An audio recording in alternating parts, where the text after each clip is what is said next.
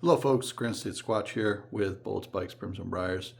And I want to take just a few minutes here to talk about something that Pride Month has sort of overshadowed, and that is men's mental health awareness. Um, some of you don't realize that men are 4 times as likely to commit suicide than women. The majority of women out there that are living with depression usually can reach out.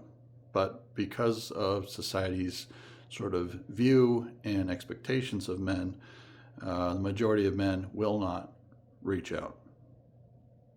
I've struggled with mental health most of my life. I've had many friends deal with serious mental health issues. And this is hard to talk about, but 6 years ago, my best friend, someone who was a brother to me, unalived himself. And even though 6 years has gone by, it is still heartbreaking. And so, excuse me for getting emotional, but it's a harsh reality that we all need to face. And I think this expectation that men need to just keep everything bottled inside needs to end. Okay? It doesn't mean that you need to go to therapy. In some cases, depending on the therapist, sometimes therapy can make things worse. I worked in the psychiatric field for 14 years, so I know that. It's all based on the therapist. So trying to find the right therapist for you is important. If you don't want to be in therapy, that's perfectly okay. No one should ever be pressured into doing something that they don't want to do. But I beg of you, if you're having thoughts of harming yourself, there are so many people to reach out to. There are suicide prevention hotlines that you can call. There are, if you don't like to be on the phone, you can text. It's a simple Google check. Go on to Google, look up, who can I talk to? I'm feeling suicidal. Numbers will pop up like that. I don't want to give you the numbers straight up because they're different in every country of the world, and I'm hoping that people in other countries see this because this is a worldwide issue. I worked for 14 years in the psychiatric field. I worked with veterans. I worked with children. And, the men that I've worked with, they really did not want to reach out and talk to anybody about anything because they thought in their mind that they had to be stoic. And that the definition of stoicism has been obscured. I don't really think people realize what the definition of that word is. Being stoic is not about keeping your feelings in. Being stoic is recognizing your feelings and addressing those feelings in an appropriate way and with discipline. So if you recognize that you have some issues going on inside your head, recognizing those feelings, addressing those feelings, and finding somewhere to put those feelings, an outlet of sorts. Whether you're going to the range to fire off a few rounds, you're riding your motorcycle, you're going to the gym to get strong and buff, whatever the case may be, going to a boxing gym, hitting the bag a little bit, going for a run, going for a hike. There are so many different outlets out there that you can do to help put those feelings into a place, or using all those emotions as energy to fuel you performing a task or doing an activity. it doesn't mean that you have to go to therapy. Okay? Therapy scares away a lot of people from asking for help, which is why I'm not pushing therapy on anybody. I want people to be able to ask for help if they need to, but more importantly, learn how to manage your emotions. And sometimes therapists can help with that, but there are so many other ways. There are many YouTube videos out there with people that can tell you, give you steps on how to manage those emotions and manage those intrusive thoughts, as I call them.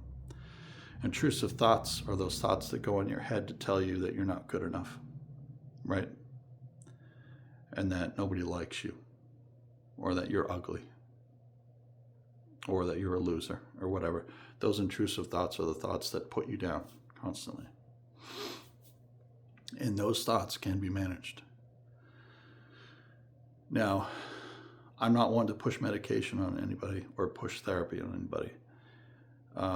If you are dealing with mental health issues that are so profound that they are overwhelmingly taking over your life, that I implore you to please,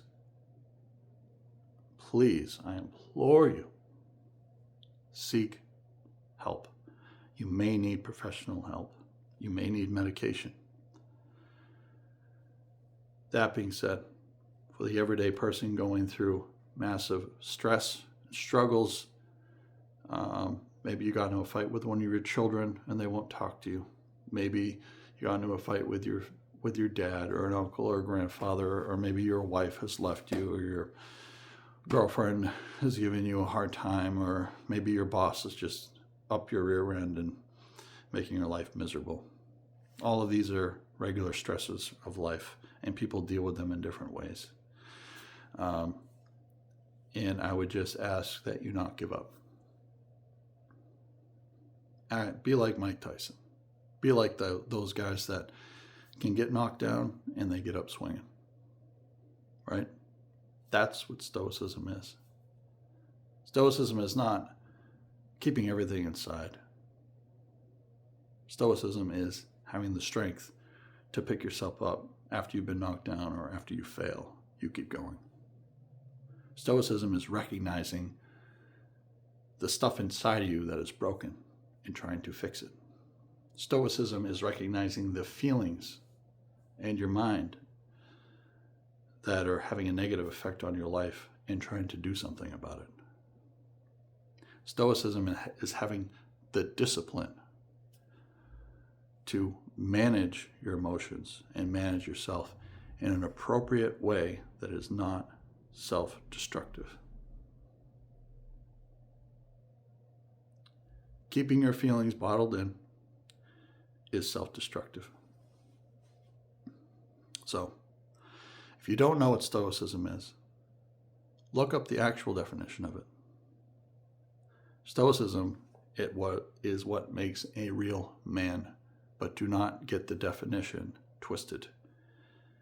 It does not mean bottling everything up. Please don't believe that. Bottling everything up and not talking about stuff does not make you a man. Addressing them, having the discipline to manage them appropriately so that you don't self-destruct, or you don't destroy relationships, or you don't ruin somebody else's life, or put someone else down, or whatever, or take out any of your frustrations on anybody else. Those are all destructive behaviors, and that is not the quality of a good man. So,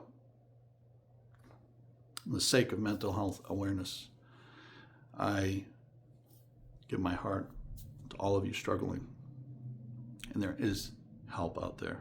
If you need the help, reach out, please.